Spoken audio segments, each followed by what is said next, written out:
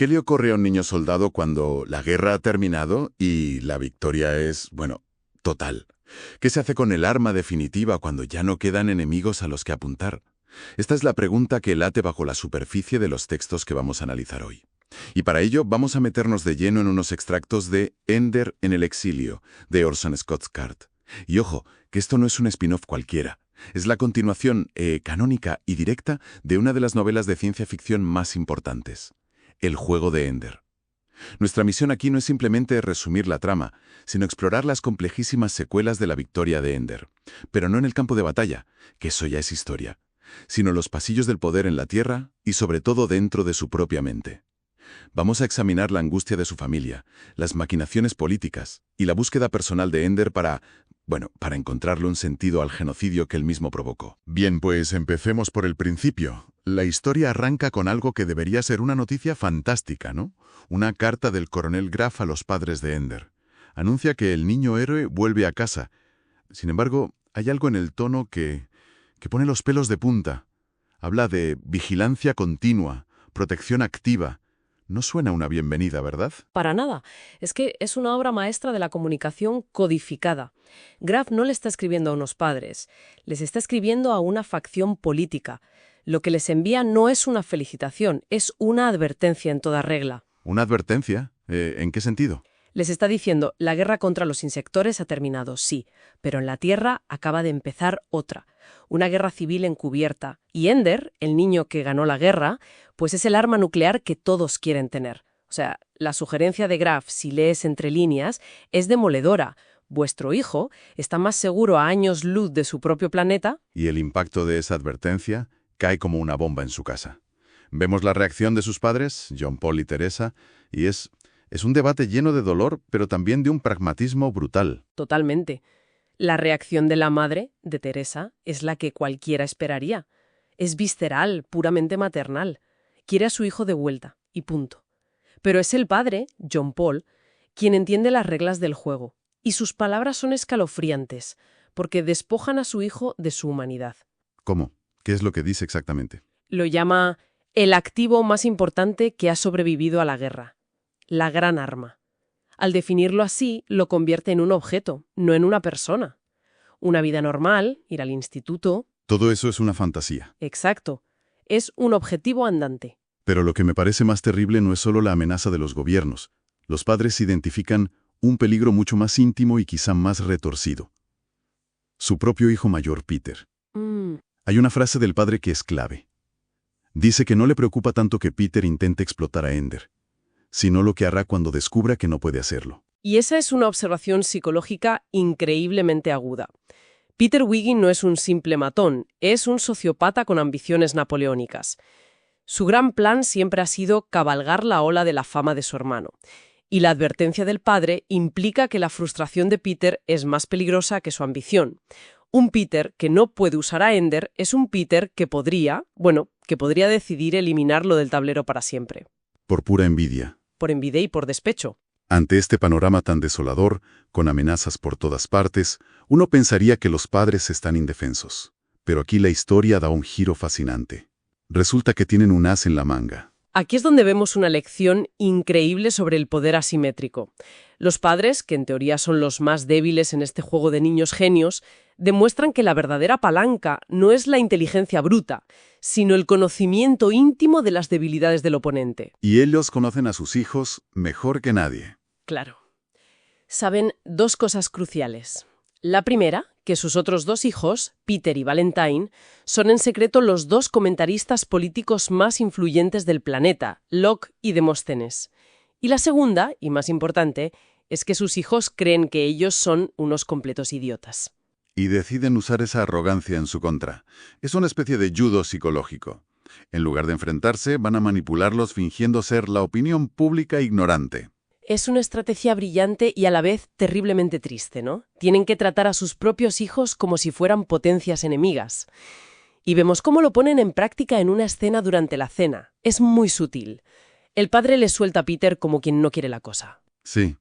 Oye, con la fama de Ender podrías entrar en la universidad que quisieras. Te abrirá muchas puertas ser su hermano. Y esa frase que parece tan inocente Es una daga directa al corazón del ego de Peter. Es que es mucho más que eso. Destruye por completo su plan maestro. El gran sueño de Peter era aprovechar el regreso de Ender para revelar su identidad como Locke y, bueno, posicionarse como el verdadero arquitecto de la paz. Pero su padre, con esa simple frase, le hace ver una realidad que su ego no admitía. Que para el mundo, Para el mundo, él nunca sería el gran Locke. Siempre sería simplemente el hermano de Ender, un apéndice. Y esto le obliga a dar un giro de 180 grados a su estrategia. El regreso de Ender ya no es una oportunidad, es una amenaza. mientras tanto la otra hermana, Valentine, está librando su propia guerra silenciosa. Ella es Demóstenes, un papel que odia pero que interpreta por miedo y lealtad a Peter. Ella ve el peligro para Ender con una claridad meridiana. Sí, pero entonces sufre una transformación interna muy potente. Se da cuenta de que su deseo de mantener a Ender lejos no es solo altruista, es profundamente egoísta, en el mejor sentido de la palabra. Quiere escapar ¿Escapar? ¿De qué? de todo, del instituto que detesta, de la vida que la asfixia y, sobre todo, del control psicológico de su hermano. Su objetivo ya no es solo salvar a Ender, es salvarse a sí misma, uniéndose a él en el exilio. Lo que la coloca en una posición increíblemente difícil. Para conseguirlo, tiene que manipular al maestro manipulador. Tiene que jugar la partida de ajedrez de su vida contra su propio hermano. Exacto. Pero también nos muestra que nadie en esta familia tiene las manos limpias. Todos juegan con las debilidades de los demás. Es una dinámica familiar tóxica elevada a una escala geopolítica. Es curioso, se pasa casi la mitad de la historia hablando de Ender, pero él está ausente de todas estas intrigas, ¿no? Pues sí, y podría ser un riesgo, pero creo que es una elección deliberada y muy efectiva. La ausencia física de Ender en la Tierra subraya su total alienación.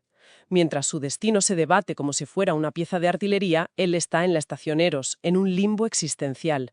Vive en un aislamiento absoluto. Su Gish, su equipo de élite, están volviendo a casa uno por uno. Él se queda atrás. Y reflexiona sobre para qué fue entrenado, llegando a una conclusión devastadora. Le convirtieron en un jefe tribal, un señor de la guerra. Habilidades que ahora no solo son inútiles, sino peligrosas. Es obsoleto a los 13 años. Paremos un segundo a pensar en eso. Imagina esa sensación. Has salvado a la humanidad y al día siguiente eres un trasto inútil y peligroso.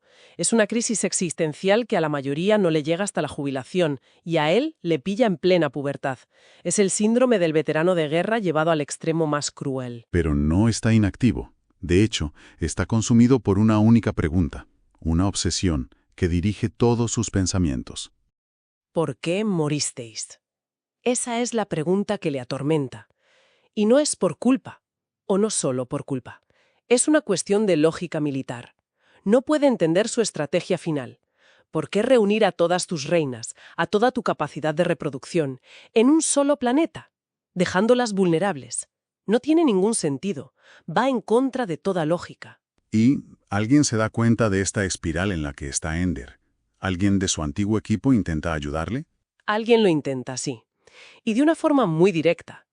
Petra Arkanian, una de sus lugartenientes, se enfrenta a él. Le acusa de estar obsesionado y, para describir su estado, utiliza una analogía que es sencillamente perfecta. ¿Cuál es? Le dice: tú estabas casado con los insectores. Cuando acabó la guerra, te quedaste viudo. ¡Wow! Es que es una verdad profundísima. El propio Ender lo había pensado. Para derrotar a un enemigo, tienes que entenderlo tan bien que llegas a amarlo. Tuvo que meterse en la mente colmena, pensar como ellos. Y ahora que no están, esa conexión íntima perdura. Su búsqueda no es la de un asesino, es la de un amante que busca entender por qué la relación terminó de forma tan ilógica. Y en medio de esa búsqueda casi metafísica, hace un descubrimiento muy tangible. Un descubrimiento que lo cambia absolutamente todo. Ocurre durante una visita a una nave de colonización, cuando le enseñan el motor, una pieza de tecnología insectora que los ingenieros apodan el huevo. Este es el punto de inflexión. Al observar el motor, Ender tiene una epifanía. Se da cuenta de que el principio físico que lo hace funcionar es el mismo que el del pequeño doctor. Un momento, refresquemos la memoria. El pequeño doctor no era un arma cualquiera. Para nada. Recordemos que esa arma no solo destruye una nave, genera un campo que se expande e inicia una reacción en cadena que desintegra flotas enteras, o incluso la estructura molecular de un planeta. Fue con eso con lo que Ender destruyó su mundo.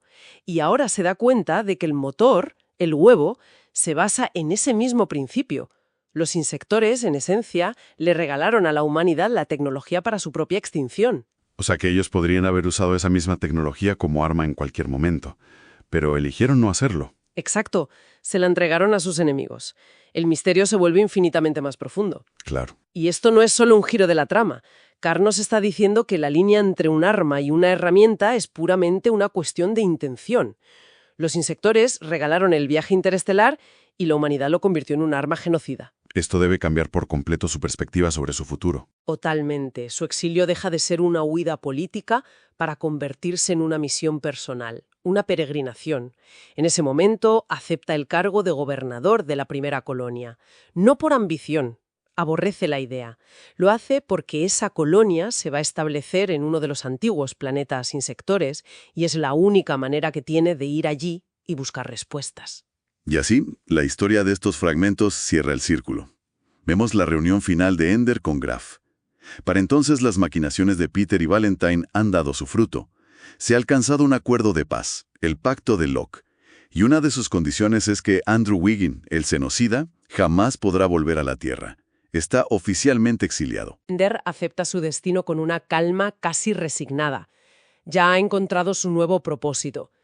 Pero entonces Graf, que siempre disfruta de los giros teatrales, le suelta las bombas finales. Primero le informa de que la personalidad online Demóstenes también va al exilio, en la misma nave que Ender. Espera un momento. O sea, Graf no solo le está diciendo que su hermana se une a él, sino que le revela en ese mismo instante que toda la arquitectura política la han movido sus hermanos en secreto. El shock debe de ser monumental. Graf le suelta la primera bomba. Tu hermano Peter, el que te atormentaba, es Locke, el gran pacificador. Y la segunda, la que de verdad importa. Demóstenes, la agitadora belicista, es tu querida hermana Valentine. Madre mía. Los extractos que hemos analizado terminan justo en el instante en que la puerta se abre y ella entra en la habitación. Un reencuentro cargado de una complejidad insoportable. Así que Ender se salva de los tiburones políticos de la Tierra, pero a costa de un exilio perpetuo. Y al final se reúne con la única persona en la que creía poder confiar, su hermana Valentine, solo para descubrir que ella también ha sido una jugadora. Sí, la pregunta central sigue sin respuesta. De hecho, se ha vuelto mucho más profunda y personal. Ender ya no está huyendo de la Tierra, está viajando hacia una respuesta. Su exilio político se ha transformado en una peregrinación existencial. Busca la absolución, no de sus actos, sino de su ignorancia. Lo que nos deja una última reflexión. La misión que Ender se ha impuesto es comprender la mente de un enemigo al que se vio obligado a aniquilar. Pero, ¿y si la única forma de entenderlos de verdad, de encontrar las respuestas que busca, no es estudiando sus ruinas, sino convirtiéndose en su sucesor?